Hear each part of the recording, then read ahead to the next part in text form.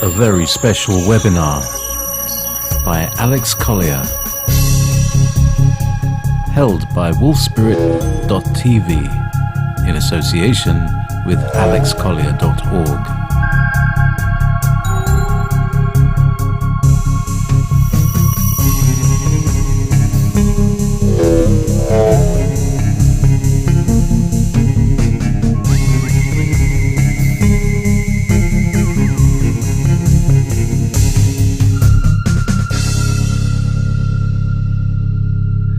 Good afternoon, good evening, and good morning, or wherever. Come on, camera, lights, action. Good afternoon. This is JP. This is what I look like. It's horrible, I know. Never mind. But I've tried to make myself look presentable enough to present our very special guest on what is probably the first in a multitude of webinars and educational events, which Wolf Spirit Radio, which will become Wolf Spirit TV, which will become Wolf Spirit Media Network, will bring in over the next few months and years to help you move through these shifting times. And so, to that end, good afternoon. We are today speaking to Alex Collier, and without any further ado, everybody knows who you are. Alex, good afternoon. Hey, JP. Thank you. How are you, my friend? I'm good. Hi, everyone. Thank you for supporting this. This is the first time I've done anything like this, and I'm a little technically challenged, but here we are. And I just want to say thank you very much for supporting this. And if there's something, if there's enough positive feedback, maybe we'll do another one here. We'll just have to see how this goes. I have to stick to 90 minutes because I am in a library here in Colorado, and I only have the room for that amount of time. So we'll just get right to it. A couple of notes, personal things up on top, or up in front, and that is that I get a lot of emails from people who want me to sign up on linked, and I don't do the social media thing. I know that there's a Facebook page. That is not me. That is a tribute page someone else has done entirely on their own. So I have nothing to do with that, and I just want you to know that I don't. It's not that I don't want to or I'm ignoring you, but when you contact me through that page, I have to join the page in order to tell you no. So I'm not going to do that. So now you know. For those who are trying to get on and for some reason haven't gotten the link, when this is over, we will contact you and give you the ability to see the rebroadcast of it, or whatever it's called. Okay. We're going to talk about some things today. We're going to do some current stat of where things are, in my humble opinion, and we're also going to talk about some information that I've been sitting on for 25 years, simply because I didn't want to deal with it. I didn't want to go there. But when you look at the stage of the world and the way the stage is being set, to create chaos and to throw everybody into fear and panic, I'm getting very clearly that it's time to address this issue, or at least give you the Andromedan perspective of this issue. And we're about to, and I know things are really weird out there and very strange, but we're about to get into a whole new level of weirdness in the world. So let's start off with the historical piece and get that out of the way. Now, in addressing this issue with you, I want you to understand this is the Andromedan perspective. For myself, I'm still not 100% clear on it, and I still have questions, and I will tell you what those questions are and why I even have them. Okay, now when I was a kid, one of the very first things once a relationship had been established was, is there a God? And they've always referred to it as the isness. Many people call it creator. It goes, whatever this essence is, it is real. It exists. It exists to us on third density. It exists on fourth density, fifth density, and I assume it goes all the way up to 11th or 12th or whatever new dimensions there are at this point, because evolution continues. It never stops, all right? And even though it seems really fast to us here, it's ridiculously quick on other dimensions, okay? Because they don't deal with time and space the way we do. And their vibration is, of course, a lot higher, so therefore things move much quicker. And being born into those densities, they've learned to adapt. They're able to, it just works for them, okay, because they're used to that. Now, I also asked about Jesus, having been born and raised a Catholic. And if you've done, those of you who have done any due diligence or have researched the church, no less than 7 popes have said this whole thing was a myth. And if you looked at the creation of the Church of Rome, or the government of Rome, which became a Church of Rome, it's dubious at best, okay? The fact that they started with 1,800 bishops from all over the known world at that time, and no less than 1,500 of them were excommunicated because they wouldn't go along with the plan. So, having said that, during my conversations with them, one of the things one of the questions I asked was about Jesus.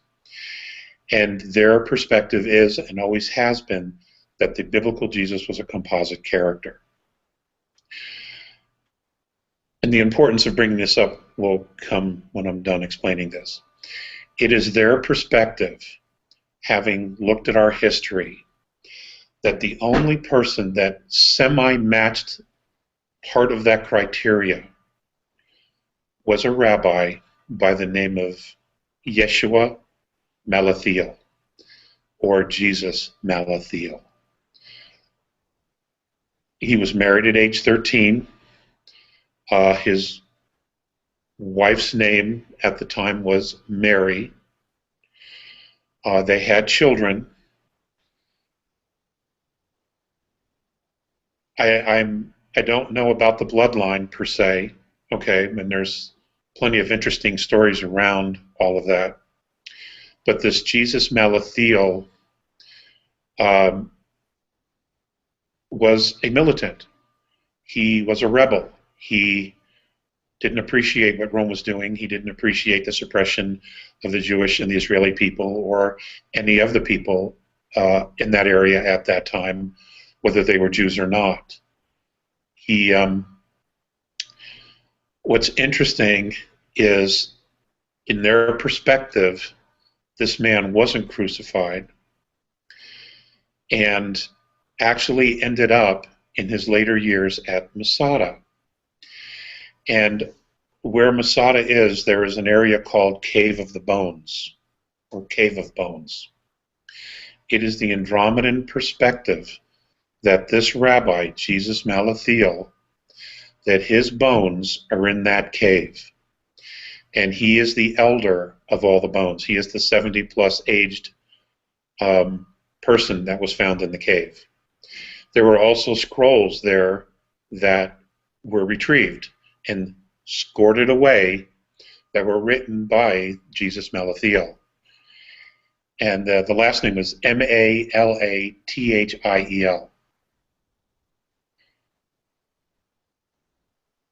They say that this is the only person in history that fits that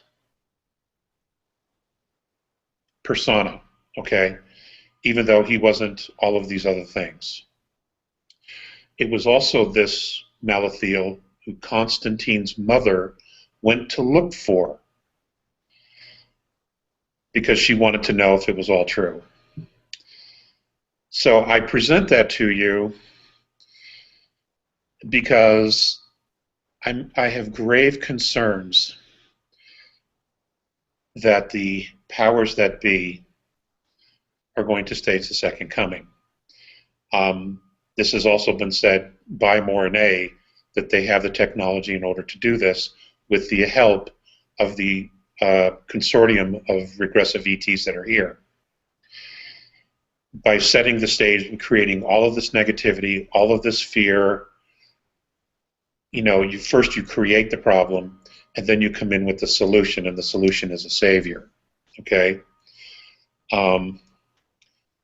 That doesn't explain, however, what I've just shared with you. That doesn't explain the Shroud of Turin or the image that's on the cloth of Saint Teresa, or the veil. Okay, or Saint Veronica. I'm sorry, I think it's Saint Veronica. And what's interesting is, okay, were those both created holographically? It has been suggested that the Shroud of Turin has, but I don't know about the veil of Veronica. What's interesting is that the blood type is the same on both of those cloths. So this is where I have a bit of confusion, okay? What I do know is that we all come from Creator, okay? We all come from Creator. Our souls come from Creator. And at this particular time in my life, and I think many of you would agree, it doesn't make sense to have an intermediary. The church has planted itself in the middle of everything. And if you're familiar with the work of Santo Bonacci, where he talks about the three trusts that the Vatican created, where they not only own the earth, but they own us and they own our souls, that's a real problem for me. And it should be for everybody, because it's nothing more than a government. And I bring this up because things are escalating very quickly. And I know that there are many speakers out there, great speakers, intelligent speakers, speakers with the highest of intentions, who are sharing information that, you know, the war is over. That simply isn't true. The war is not over. It will not be over until the last one's gone, because they show no signs of surrendering. Okay? Lower management of this New World Order, they're scrambling like there's no tomorrow, because they're completely exposed, and they're being handed over. As people are awakening, they're being handed over. The problem with that is that if you go with the Orion model, and I've spoken about this in the past, if you go with the Orion model, what happens is the very top echelon, what they do is they'll kill one or two layers of lower management, so there's no one left to tell the story. This is what's occurring now. Okay? We're going to get help on this, and we have been getting some help, but I don't want you to think you can sit back and not pray and not meditate and not focus your intention on creating a benevolent expression of joy for Earth. It's not time for that. I mean, we have to actually really kick it up. We need to fully engage in the process of bringing enlightenment to the Earth. There is no way that we cannot do this. Okay, and we're going to button up with that. About, you know, engaging and again bringing in a benevolent expression of joy to the Earth. In moving beyond the religious thing, 3 years ago we talked about a large planetary body entering the solar system. It's coming, folks. It absolutely is coming. And they're not going to say anything until they absolutely have to. And there is a lot of equipment being moved into our solar system to join what's already here. Now, at last count, there were at least 60 motherships here. I know that in the rings of Saturn and in the asteroid belt, or the bracelet, as the Sumerians used to call it, there was old mining equipment and other very large craft that were left there. Now, This isn't junk. These things actually still work after tens of thousands of years. Okay, they don't build planned obsolescence. These things work unless they're damaged or they're destroyed. That equipment also has been moved closer into Earth. However, it is in the infrared spectrum where we can't see it with our visible eyes.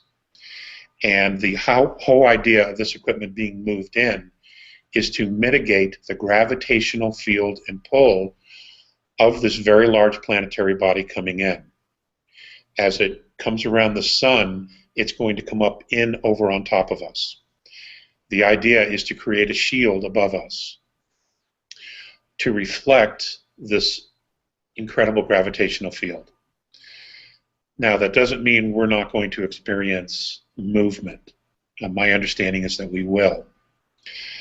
To what degree, I have not been told. To what degree we would experience movement or earthquakes.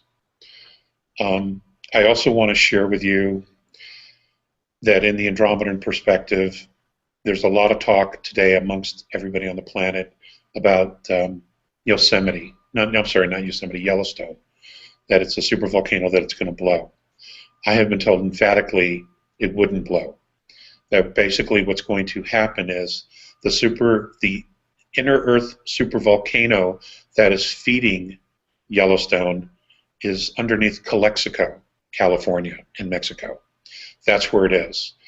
And through lava tributaries, it makes its way through Nevada, Arizona, Utah to Yellowstone. Well, as things start to go and it builds up, what it's supposed to do, and they have seen this, it is supposed to blow the back out of the San Andreas Fault. And that will immediately relieve the pressure, and Yellowstone will not go. Okay? I have heard absolutely no change to that scenario or plan whatsoever. And they were pretty emphatic that that's just what it's going to be. Okay, so I wanted to put that to rest because a lot of folks send me stuff, and only recently have I really been able to get to all these emails, and I'm doing my best to get in touch with everybody and get back to everybody who's helped me with the car scenario, my truck, my Rover, and just everything. I cannot tell you what it means to me that you have supported me in this way, and there will be some reciprocity. I promise you there will be reciprocity. Still going through, still trying to get out of these hard patches, and I will. I'll get through these. Earth is such an amazing place. It's a school of discernment. At the same time, it's a university of experience. There's just nothing like it. And many occasions I've asked Mornay if he wanted to change places with me, and he was not at all interested in doing that. And I understand, because it's a very tough school. We see it from one perspective where, we're used to this, and it's just, okay, this is a day, this is what we have to deal with, this is just what it is. Our space families, they don't see it that way. They're like, wow, what you guys go through, what you tolerate, the patience that you have is just extraordinary. But it's time to take things, I think, to another level. We need to kick things up here.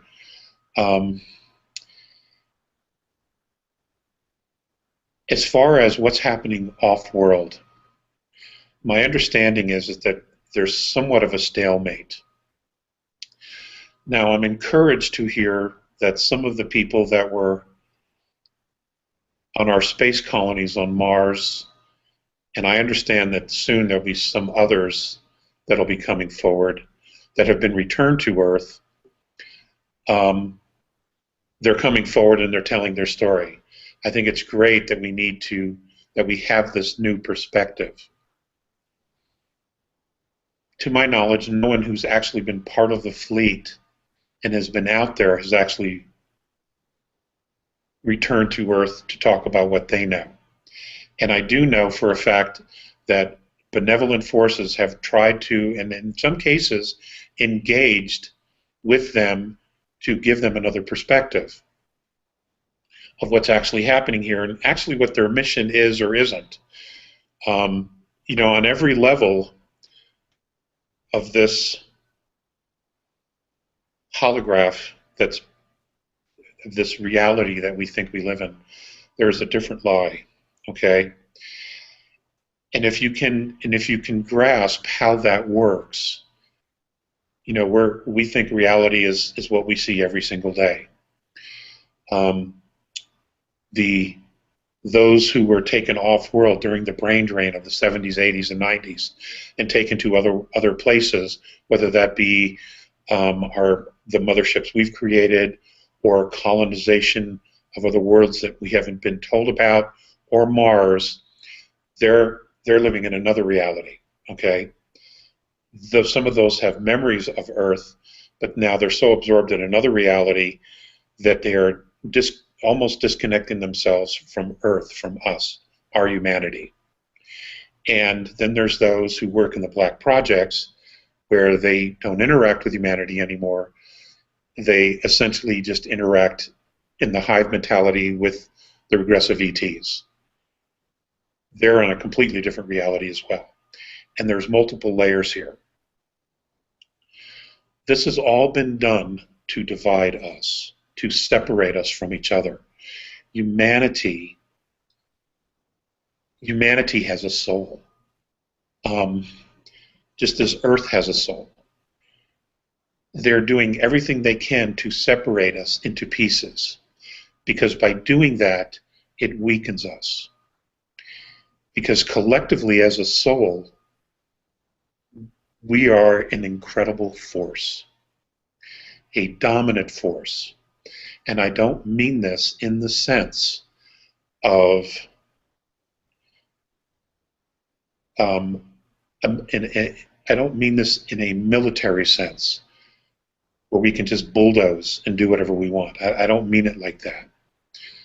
We have a unique experience of, again, falling into time through different layers of physicality to third density. We have the unique experience of having this incredible extremes of emotions, from anger to apathy to joy, from apathy to compassion, from anger to love. And they are extreme.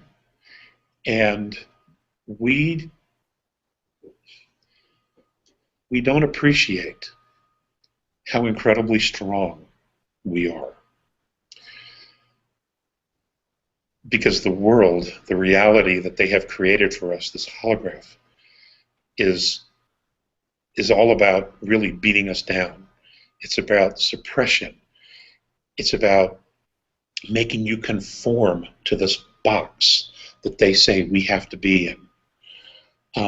25 years ago, when I and others started speaking, we were kooks, nuts, the list goes on, okay? You don't hear that too much anymore because much of what we were talking about has become mainstream. And it is becoming mainstream because the rest of humanity is getting it. It's seeping in. Now, there have been people who have talked about the electronic fence around the Earth, where many people who were very good telepaths, I don't want to use the word channel. I've never really appreciated that word at all. But let's just say telepaths who are, receiving information from higher realms. When that net, that electronic fence was put around the Earth, much of the information changed. And that's because you weren't talking to the same entities or energies. Okay? There was an intercession. There was they just started screwing with everybody. Okay? Well, when the benevolent ships come into our atmosphere, what they will do is they will purposely sit inside that electronic fence, and they will burn holes in that fence. And as long as they're sitting there, information gets in and out.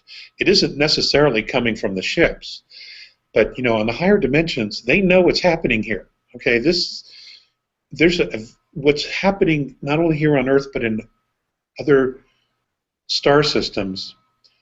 This is a really big deal. This is like a showdown of soul beings and those who are, let's say, not necessarily have soul or have fragmented soul, but also AI, artificial intelligence, that believes itself to be superior.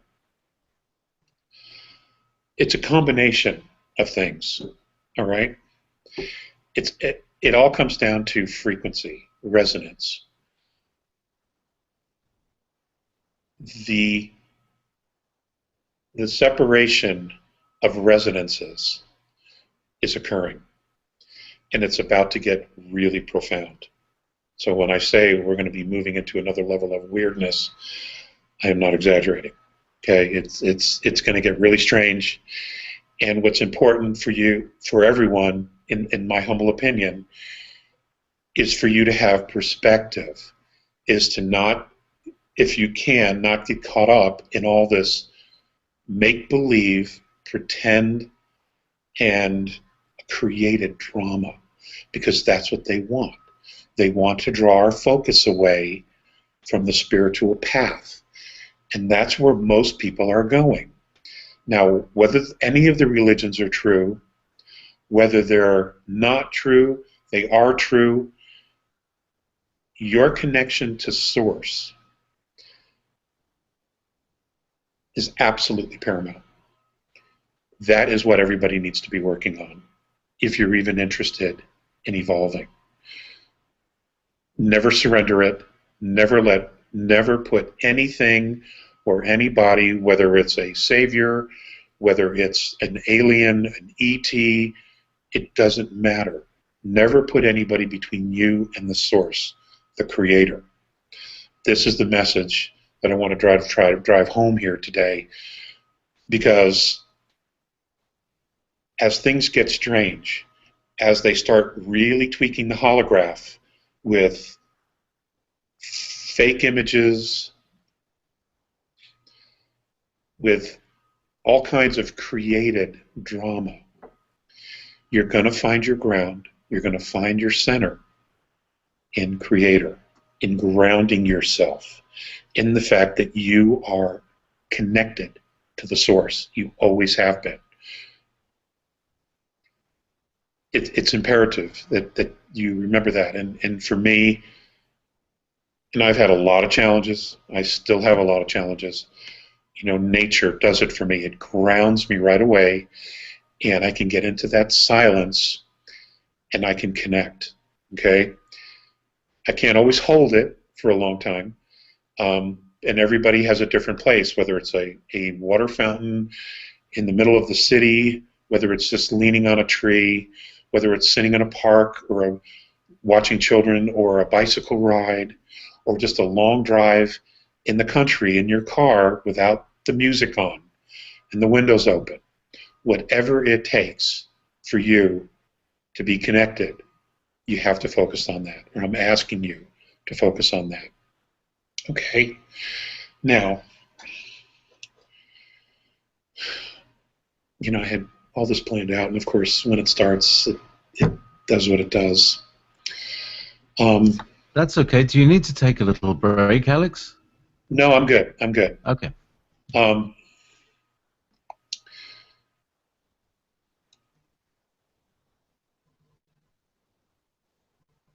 The Earth, while all of this stuff is going on, the Earth is also moving through our galaxy. Now, I've heard a lot of different things, or people send me stuff. One of these things is something about an ascension sometime here in September. Okay, September 28th, I hear. I personally don't give that any credence because we're not ready. We're not ready yet. What's happening, though, here, September, October, is that our solar system begins its descent into the galactic plane, which is an enormous electric plasma field. This will begin to trigger and turn on our DNA, our dormant DNA. Now, there are children being born in with 3 strands. Now, to my knowledge, there's only one that's actually been admitted, and that was in England, of a young boy who's come in with 3 strands. There are others, but they weren't born in hospitals. They were born with midwives at home. That's what their parents were guided to do. And these children are enlightened. They will be moving very quickly once we get enveloped into this field. I understand that they will be going to a 5th strand, lightning quick. Many of us, especially us adults, will be moving to a 3rd strand, some to a 4th, depending upon the condition of our physicality, how many toxins we have in it, our history of taking pharmaceutical medicines, things like that. Not everybody is going to make it through this cloud, I've been told. It's going to be extremely difficult for men to actually process this new energy. Now, this energy, from what I've been told, is going to be a movement that is going to appear very fast. It's almost going to be like you're hyperventilating or on speed, or if you've had way too much coffee. It's going to be an excelled adrenaline rush. Those are the things that it's supposed to feel like. The reason I stress connect to spirit, to soul, is because that's where we have to go with this energy, because that's what the energy is. Okay, this energy is what it is. It can't be tampered with. The only thing that could disconnect you from this energy, this field, this force, is here. Okay, is fear. And this is why you're seeing things being kicked up quite a few notches now, because the powers that be, they still have quite a bit of control here, folks. Those who actually rule the planet, okay, they're not running for cover yet. They still think they've got everything locked down. You know that they, even if they get rid of levels of management, they're pretty confident that they can find others who will be drawn into the lure of greed, and they will, they can have more minions to do what they need to do. It's interesting. It's really extraordinary, to be honest with you, the things that are coming. To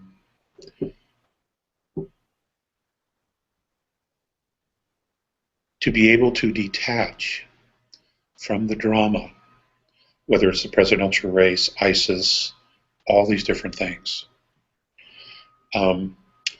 is going to take some practice,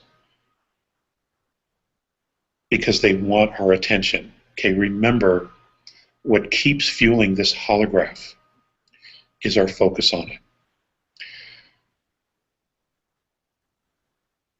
The Andromedans in the past talked about creating a domain of knowing.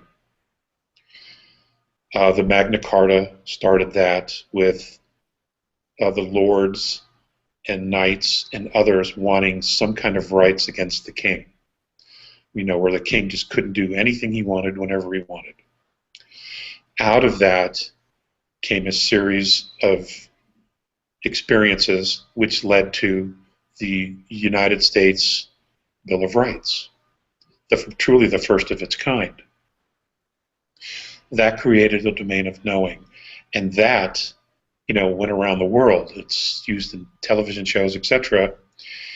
And there's all kinds of young people who get arrested in Europe and other places who say, I have rights, and it's because they've seen this in the movies and television, and they don't realize that in actuality in their countries they don't have rights.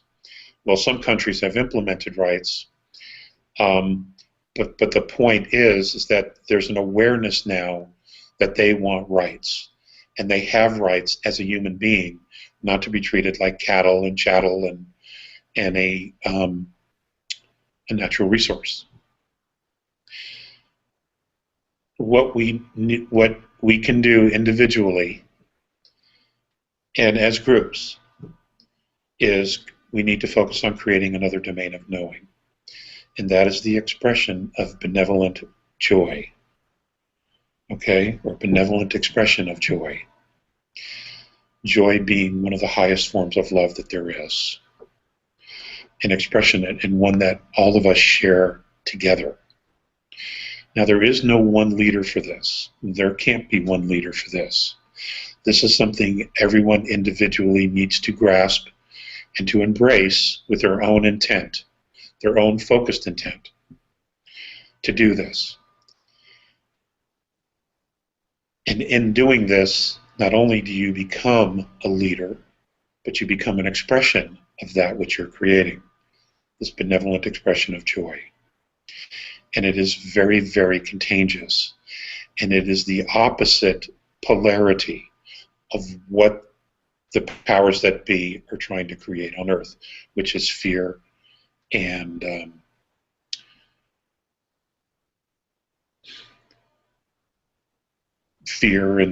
just everything that's associated with fear.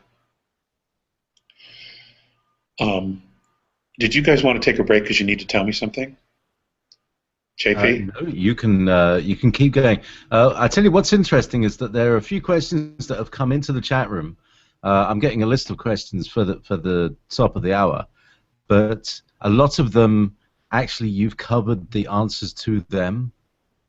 So people who have asked questions about these things, Alex has actually covered some of these points. So just keep going, and I'm sure that Spirit will move you to say the right things, okay. and to serve all the people. And it's interesting what you were just saying about the encoding of the voices of people who are in this process. It's actually in the sounds of the voice that these frequencies are coming across, isn't it? It's like emoto. You change the crystallization of the water in the body. I'm exactly right, and that's how powerful we are. That we can change physicality, matter, because we're creating matter all the time. The deeper we go into the belief systems that, okay, this is the way it is, well, that's what it's going to be.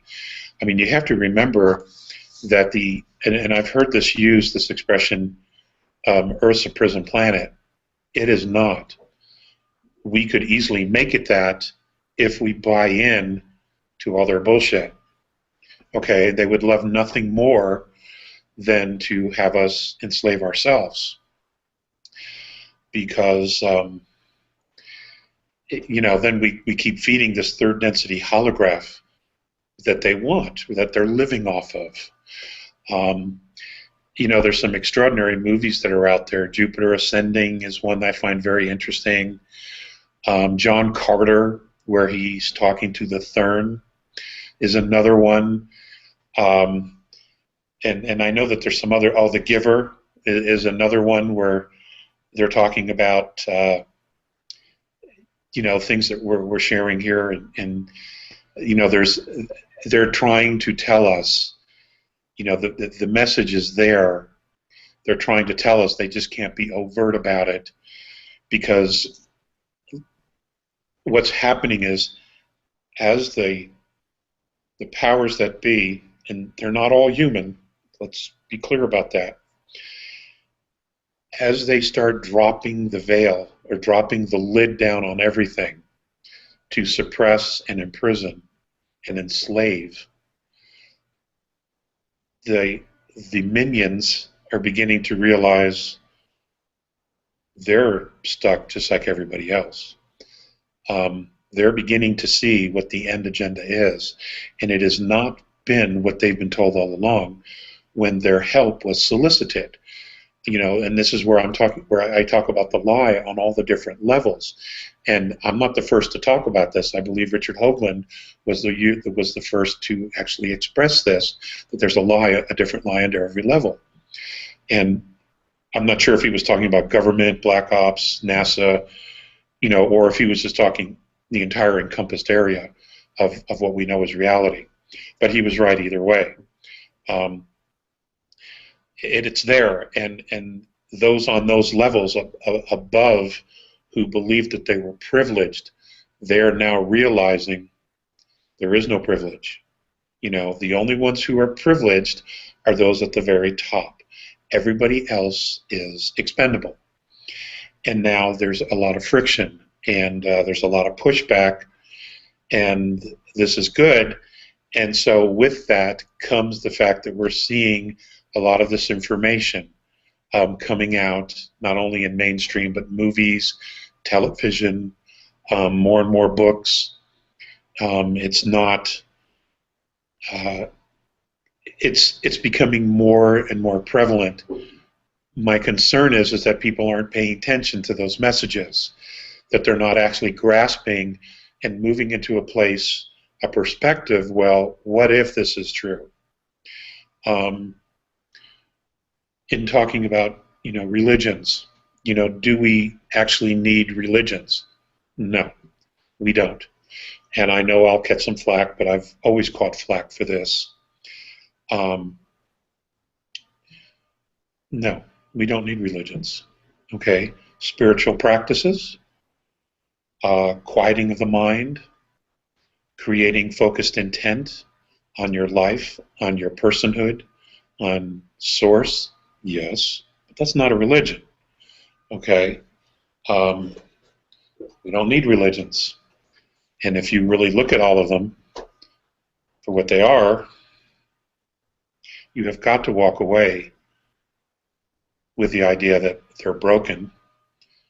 They've become incredibly wealthy on the gullibility of everybody, and they damn sure haven't solved a single problem in the world. Okay, if anything, they've complicated the problems. And I've been saying this since the get-go. Okay?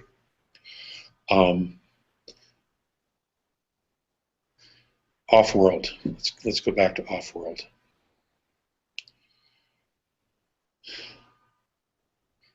Our situation's complicated here. Okay? I know I have to be careful what I say and how I say it. Know this: we have an enormous amount of help out there. And if there's an opening, a genuine opening where we won't be harmed, they will participate. They will come in to assist and offer mentorship. They will not fix this for us. Okay, they can't. We have to be vested in the outcome of humanity's future, or it's all for naught. Okay? And this is where we talk, this is where I want to go again with creating a domain of knowing. We have to be vested in creating humanity's future. And in one of the last interviews, or the last interview I did with Robert Potter, the first interview, or the last one that I've done, we talked about knowing what you don't want. I haven't met anybody who doesn't know what they don't want. Okay. Yeah, and totally. So, now let's and we have the world of what we don't want. Okay, we have a lot of that. Most of us are in that space. Every day we see what we don't want. Every day we experience what we don't want. So now what we need to do is, instead of focusing on that every day, because we're going to keep creating that, what we don't want, we need to begin the baby steps to start thinking about creating what we do want. And even if it's just one thing, and it could be something totally simple, okay? Like, I don't know, I want to be able to enjoy a banana split once a week. I realize it's probably a really lame thing. You know, It's a suitable example. well, you know, it's something that brings comfort, something that brings joy. It could be just going for a drive by yourself and listening to your favorite music.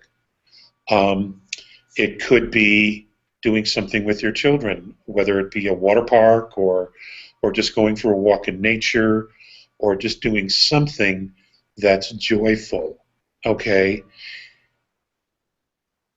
and it doesn't have to cost money, but it's about intentionally creating that joy that in your life with focused intent. You're focusing now not on what you don't want, now you're beginning to focus on what you do want. And we have to start moving in this direction. No matter what's going on around us, no matter what's happening in the world, no matter how bad the news gets, we need to focus on what it is that we do want. Okay? And it can start small. It can be 5 minutes, 10 minutes, 20 minutes a day. It could be an afternoon, a weekend. It doesn't matter. Whatever it is, and you will know, you know what that is. Okay? I don't know what that is. I know for me. Okay? But for you, you need to focus on what that is. You really have to intentionally begin to pull that towards you. Because as there is negative, there is also positive.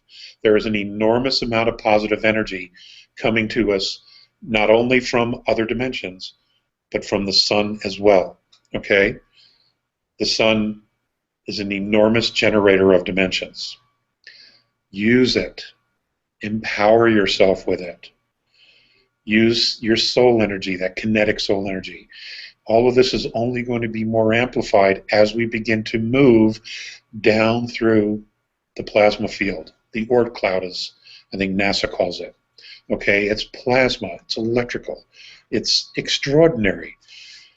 The last time humanity's gone through this, it was, I believe, 52 or 26,000 years ago. We need to use it. We need to harness it. We need to focus on creating what we do want, a domain of knowing that we want, that is joy, that is love, that is humanity at peace with each other, regardless of the color or the creed. I mean, this is not rocket science. I mean, I am just flabbergasted at how quickly things can spiral out of control. You know, we have to figure this out. No one's going to come in and save us if we are not willing to commit ourselves to this progress.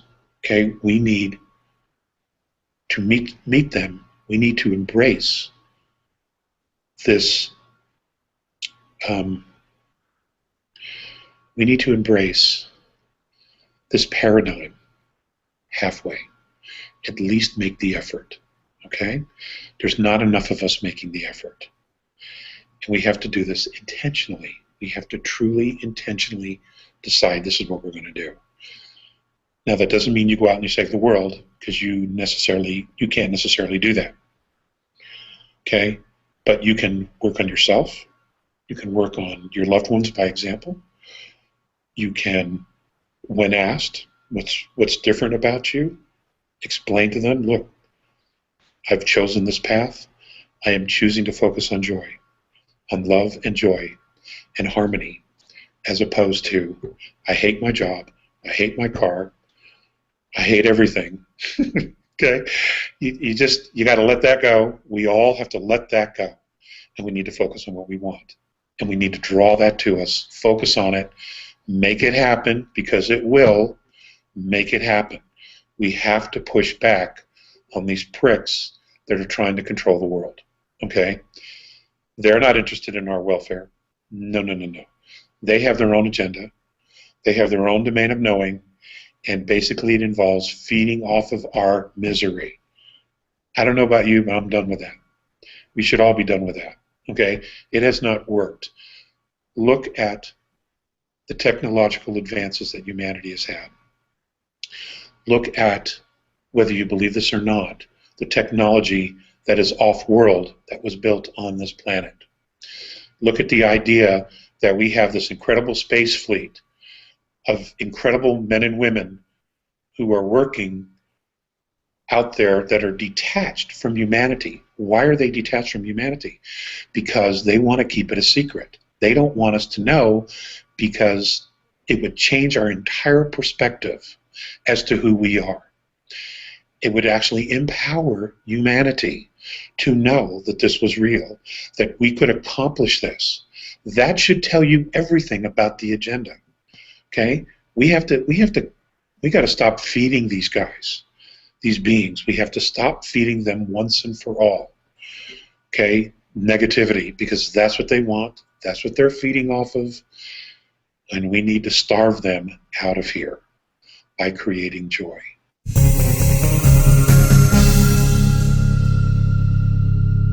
Welcome to part two. This is a question and answer session, and I'm going to squint over here, so looking down here on my screen, and I'm going to try and find. We won't have much time to answer all of these questions, so please, if you ask the question and it didn't get answered, well, maybe it's been asked before, maybe it's been answered before. So we're trying to, the first one is, can we do this again soon, please? Yes, we will. Right, okay, so now, where's all those questions gone? Here we are. Now, I think this is a very, very salient question. When you were talking on Project Camelot a few years ago, you did a speech in front of a Project Camelot conference, and you talked about mentorship. So this is a question from Karen. In one of your previous interviews, you spoke about a mentorship with beneficial ETs or Andromedans. Do you think some of us who are waking up now can volunteer to be mentored to help humanity during this coming shift? Absolutely. Absolutely. In fact, they would, the groups, and it's not just the A's, it's many other groups, they wouldn't want it any other way, because that they have to do it this way in order for humanity to be invested in the future of humanity. Okay? It's just, I believe we're behind schedule here. We're a little bit behind schedule. Mm-hmm. But absolutely, that's exactly how it's going to be. Now, there are clusters, there are star groups or soul groups of people who come from different places. I mean, you know, your soul wasn't created on Earth. This is not your first lifetime in physicality. No one here, you know, you choose your level of consciousness to come in here and have an experience. That's just what it is, and no denial will ever change that. It's just people have chosen a specific path, a group of lessons, experiences, etc., and that's what it is, and that's how it's going to work. So yes, people, as this thing progresses, and however that's going to be, yeah, people will be given an opportunity to do that. Absolutely, it won't happen any other way.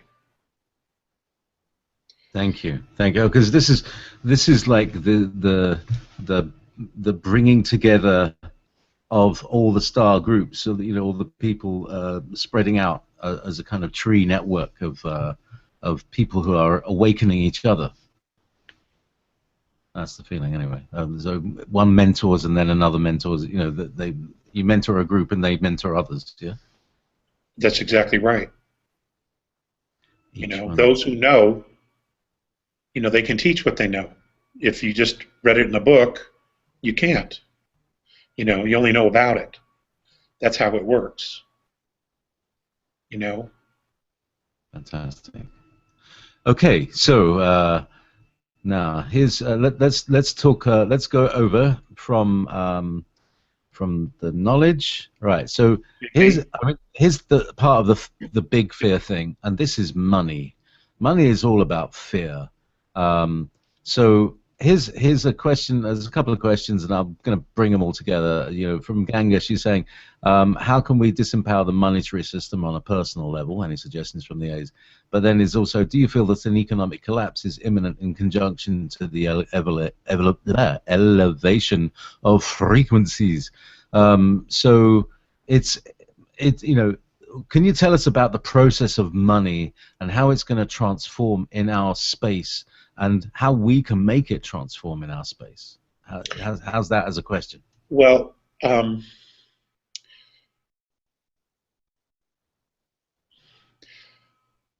the way money was set up was set up as a control mechanism here, or a medium of exchange.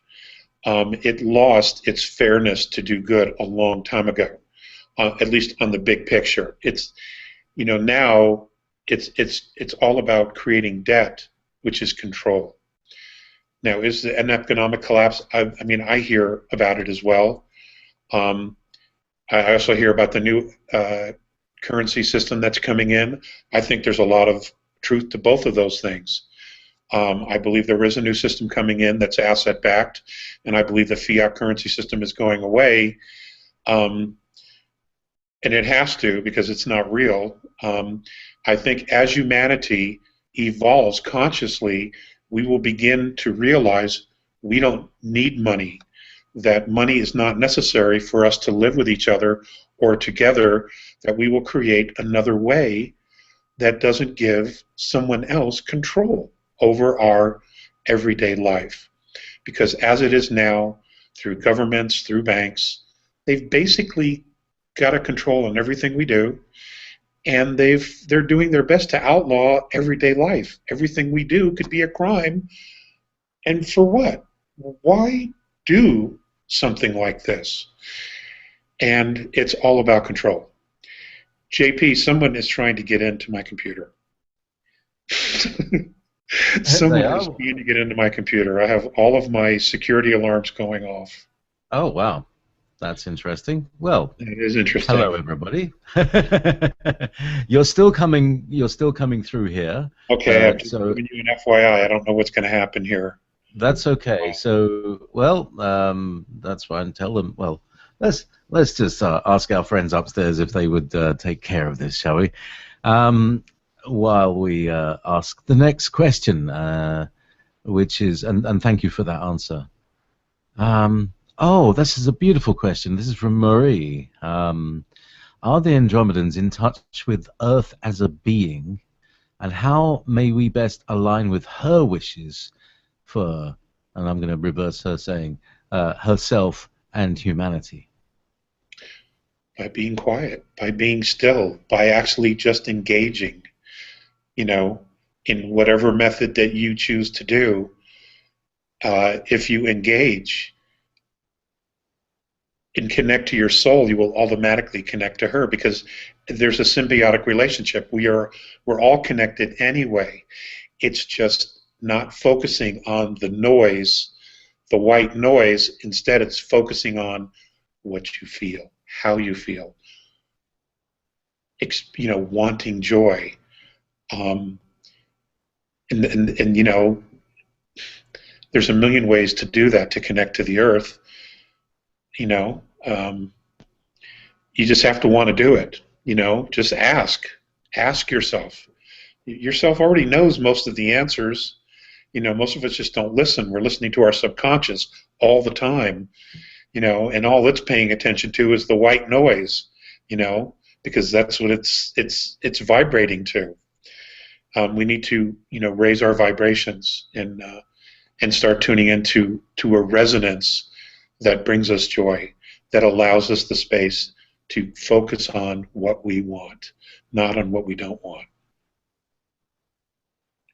So, do you think everybody should just? One of the things that I do. Yes. The answer is every yes. day do something They slightly all are. further. Sorry? They all are. They all understand that the Earth is a living being, even the regressives, okay, and AI. They understand that. They can't truly identify because they don't have soul, but they do realize that it's a consciousness. What they do is they try to tweak it. They try to tweak it to fit their mold, their agenda, by doing things to it, suppressing the energy, or trying to harm it in some way, so that it will respond to what their wishes are.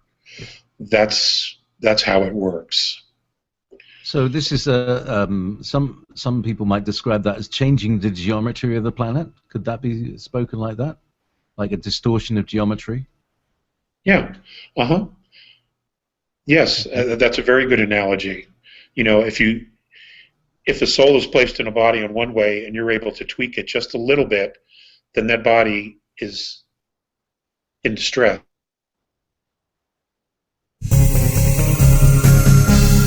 Aha.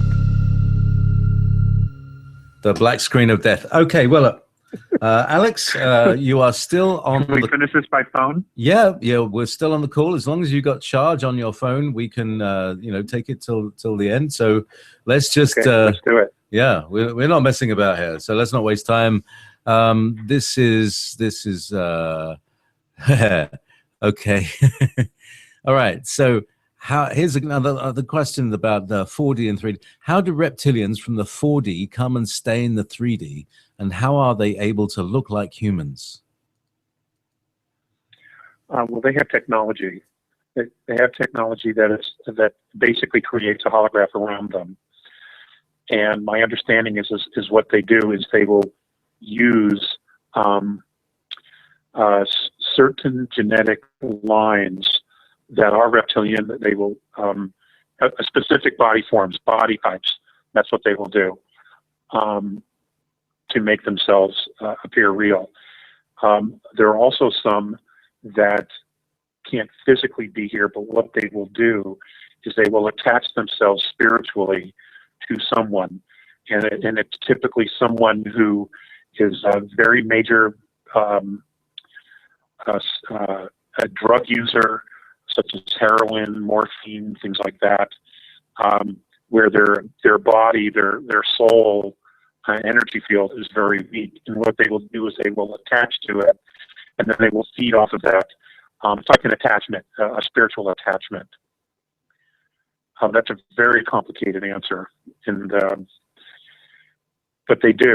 They're as you know, but you know what? As we start going through the plasma field and the vibration of the Earth rises, they will not be able to sustain themselves. And in fact, the Earth has risen enough that some of them have had to already leave. They couldn't sustain themselves in this environment. And that segues nicely into the next question from Junjun. I've been hearing about waves of energy coming in September, October. What is your or the A's perspective on what has been dubbed Wave X? Okay, well, I don't technically know about Wave X. I think they're referring to the photon belt, or the thing that we're doing. That's exactly right, and we're already in it. Not to mention the fact that when benevolent ships come in close to the Earth and they burn those holes in the electronic fence that's trying to isolate us from the rest of the galaxy, we get galactic energy through those holes as well. So the more visits, yeah. The good guys are putting a full court press on the regressive energy that's here, and basically what they're trying to do is they can't. Some of the groups agreed to leave, and they did, but there's those hardcore groups they won't. So the only way to get them to go without harming humanity or blowing everybody's mind is to raise the vibration of the planet and humanity itself and literally starve them so they have to leave. They have nowhere to go, or they're going to die. They're just going to die here.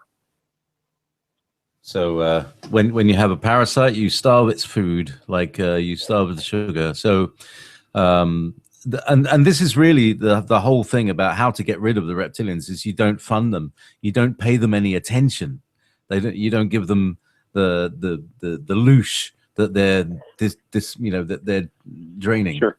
Let's focus on the questions. Okay, I know there's probably a lot of them. Sure. Okay, so let's go very sideways. Considering the new weirdness, were the children of Cleopatra the Seventh interwoven into the Church of Rome mythology?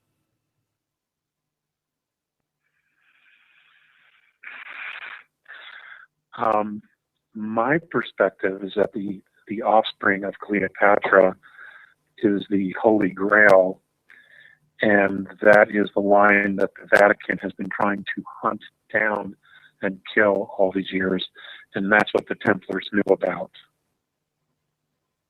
And that's the holy relic that they're guarding is the bloodline. Okay, thank you. All right, so you touched on the AI. Param is asking, please comment on the Andromedan perspective of the use of artificial intelligence on our planet, in our galaxy, in the universe, and the artificial intelligent, extraterrestrials.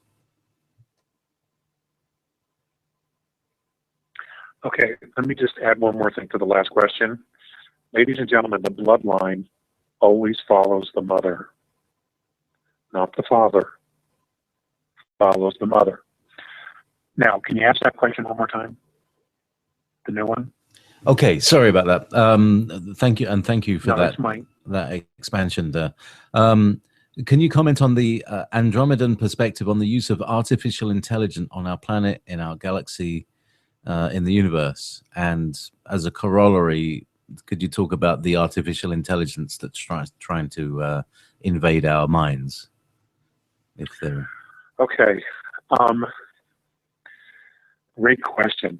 My understanding is that artificial intelligence on some levels can be used and is used, but its interaction with humanity is somewhat limited in the sense that when you're doing, whether it's mining or terraforming or ship repair, building of craft, even those, let's say you have a ship, here's a perfect example.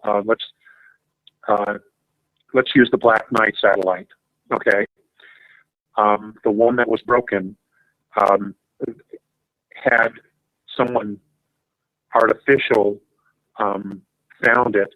What they would have done was they would have used artificial intelligence to go out and repair the ship, because even though they may have a biological body, they are still able to function that way and go through very extreme regions of space or very hostile environments to go in and perform a mission. Okay? But their roles are extremely limited, and so is their programming. It isn't where they would go out and say, okay, you go out and create a universe, or you go out and create a planet. So the level of artificial intelligence that is involved in our galaxy now, the only thing I know, and the only thing that I could ever get out of them, was that it was brought here from someplace else. And it was not supposed to be here. It was an invasion. And how did we have we coped with the invasion, or have we just absorbed it, or is it latent? What's the state of play with that? Oh no, it's out in the open now, but it took a long time for everybody to recognize it because it was hiding. Right, but they all know now, And again, some of it has a place. It is not by its very nature benign. Regressive. But if it's tweaked by someone with the intention of creating it to do harm or to suppress or to, kill, that's a whole different story. Okay? But artificial intelligence had to have been created in the beginning by a non-artificial intelligence source. Get you. It's programmed. And it's originally programmed by someone who has soul. And is this what they call the black goo?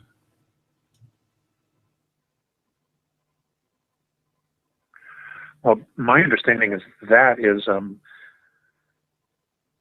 well, I don't know that all artificial intelligence is a black goo, so no, I would say no.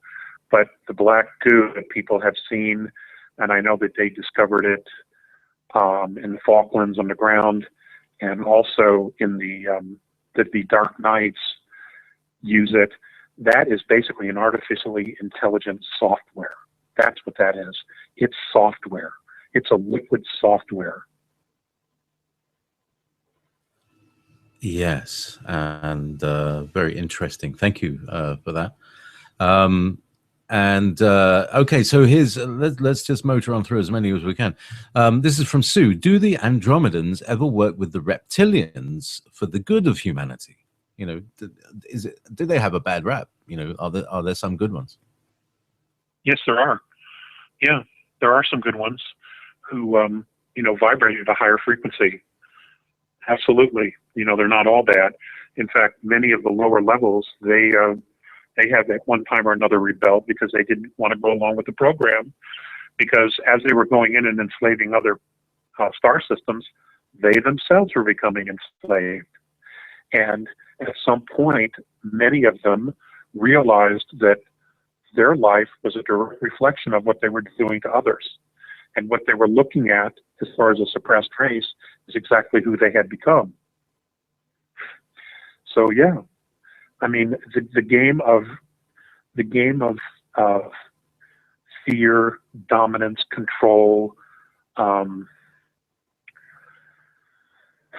using other races as a natural resource, that's all coming to an end. Okay, unfortunately, the remnants of all that old empire stuff, or whatever you want to call it, Orion War stuff, the remnants of it, which is being cleaned up now, is in our third density frequency band. Excellent. Thank you. Let's now just segue that. Do the Andromedans, this is from Per, do the Andromedans refer to universal law, such as universal rules of intention and agreements? And I think he means something like the prime directive, as in Star Trek, sort of thing. No, not exactly. I've never heard it that way, or I've never really necessarily heard them use the expression universal law, because, they're telepathic. Their language is far more expensive than ours. They would not refer to it that way, other than the fact that they realize that we are all interconnected. And if you remember early in the information, when I first started speaking 25 years ago, the reason they all showed up or began paying attention to our solar system is because tyranny shows up in their future. So, no, I think,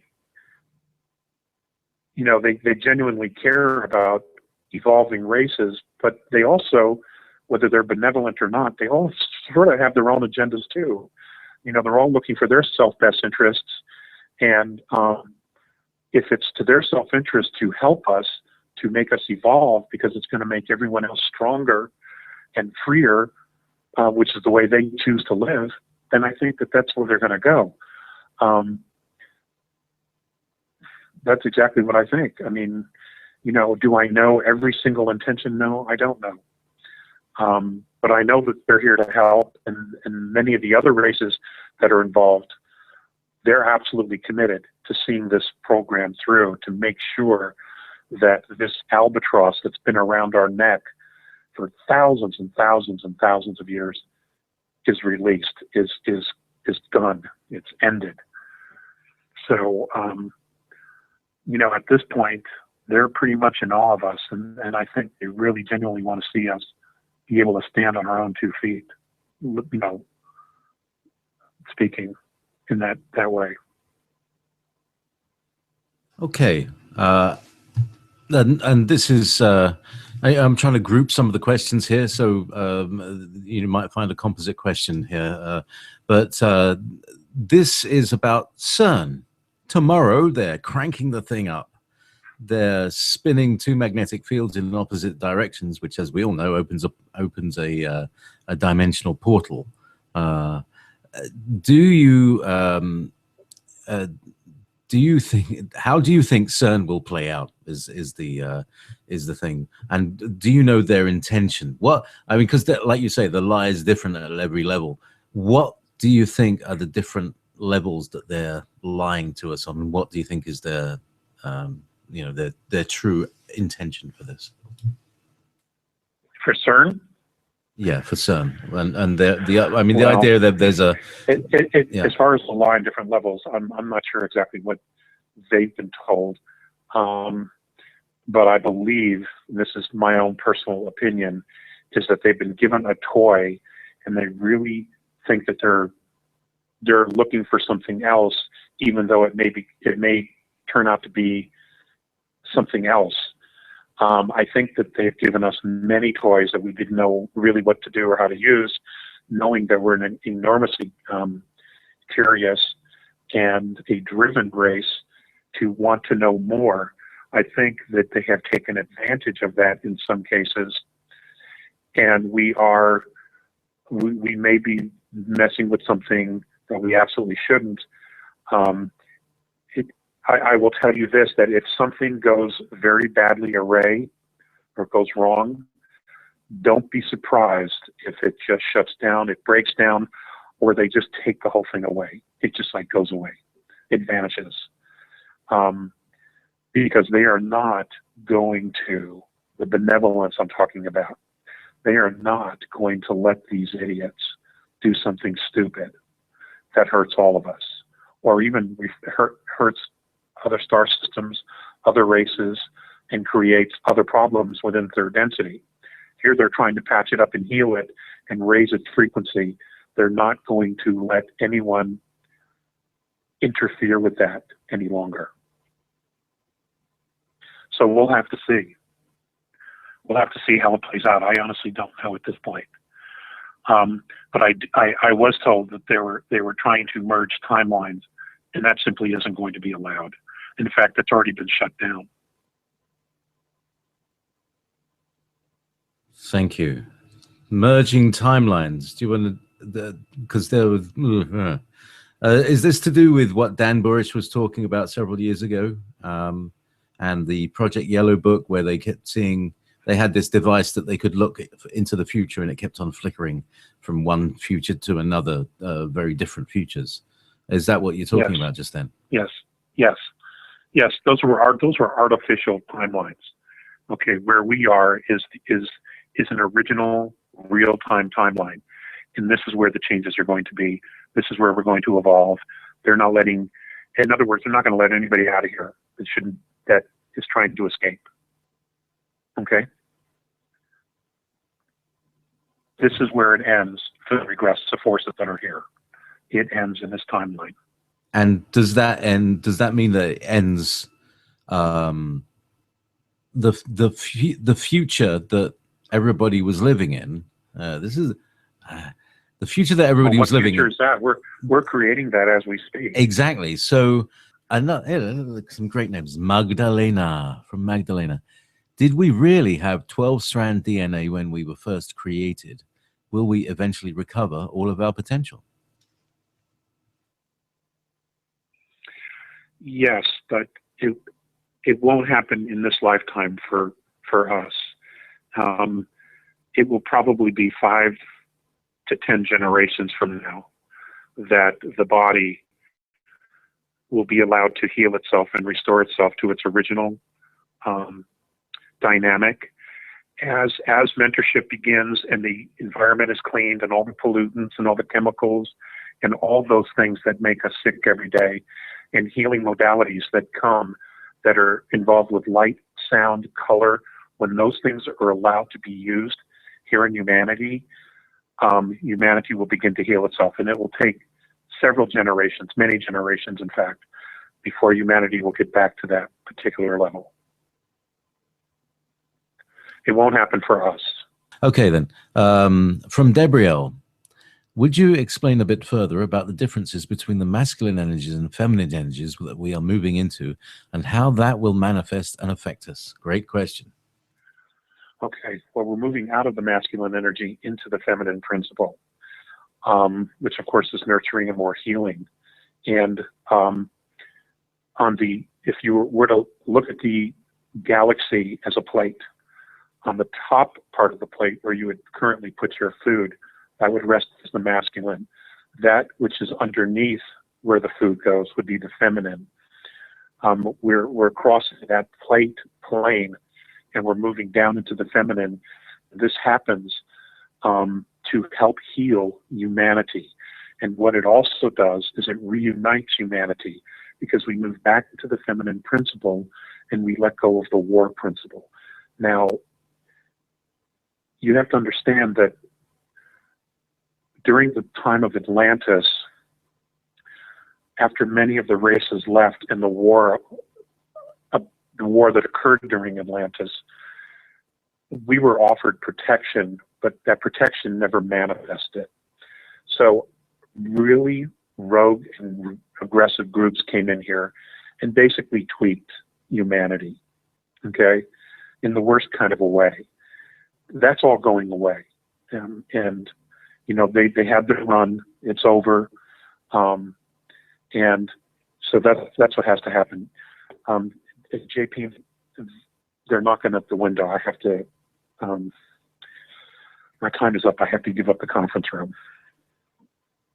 Alex, well, thank you so much. It's been a fantastic time. Gosh, you know, I want to do this again, because I know, and maybe we can just do a Q&A. Yeah. Because I so enjoy the Q&A. Yeah. Okay. What we might do is we can get together maybe on a regular basis, because I tell you, people pour questions into me.